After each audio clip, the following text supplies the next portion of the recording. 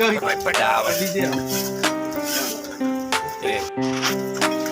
Kung gusto mong maging karbenberong malupit, sa gawa mo ipakita, dun mo yan makakamit. Huwag puro salita, puro yabang sa paligid. Kapag oras na ng trabaho, biglang di marinig. Kwentong barbero, wala namang napapala. Puro pangako pero hindi natutupad ang salita. Kung gusto mong matuto, mag-aral ka muna. Huwag mong unahan ng yabang ang karunungan na dala. Sa bawat pako at martilong aking hawak, bawat proyekto'y maayos at hindi palpak. Hindi ako perpekto pero marunong tumanggap ng pagkakamali para lalo pang umunlad. Gawa hindi salita, iyan ang aking panata. Kahit anong hirap kakayanin ng may teka. Gagawa hindi salita, iyan ang tunay na sukatan. Kung sino ang magaling at may napatunayan. Gawa hindi salita, iyan ang aking panata. Kahit anong hirap kakayanin ng may teka. Gagawa hindi salita, iyan ang tunay na sukatan. Kung sino ang magaling at may napatunayan. Mayamin niya kung nakita na magaling magsalita. Akala mo eksperto kung magbigay ng payo at babala. Pero kapag pinagtrabaho mo at binigyan ng gawa, biglang nawawala.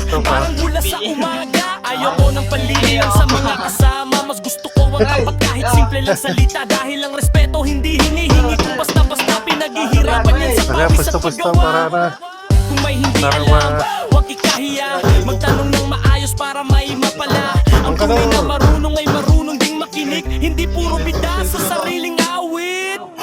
Ikaw puro forma, ako puro trabaho. Ikaw puro kwento, ako may resulta rito. Ikaw puro angas na akala mo'y sigurado. Pero sa aktual na laban ay hirap tumayo. Hindi sapat ang salita para maging alamat. Kailangan may gawa na maiiwan sa lahat. Kailangan may disiplina at matibay na pangarap. Hindi puro yabang na agad ding nalalaga sa ilalim ng init at sa gitna ng ulan. Kaon nahuhubog ang tunay na karanasan. Hindi sa social media o sa usapang hanginan, kundi sa aktual na laban at pagtityagaan. Gawa hindi salita, pa hindi salita. Pawis ang puhunan, respeto ang kapalit. Gawa hindi salita, pa hindi salita. Pawis ang puhunan, respeto ang kapalit. Gawa hindi salita, pa hindi salita. Pawis ang puhunan, respeto ang kapalit. Gawa hindi salita, pa hindi salita. Pawis ang puhunan, respeto ang kapalit. Huwag ka humusga sa taong Kamu picture niya. kung ano ang kanyang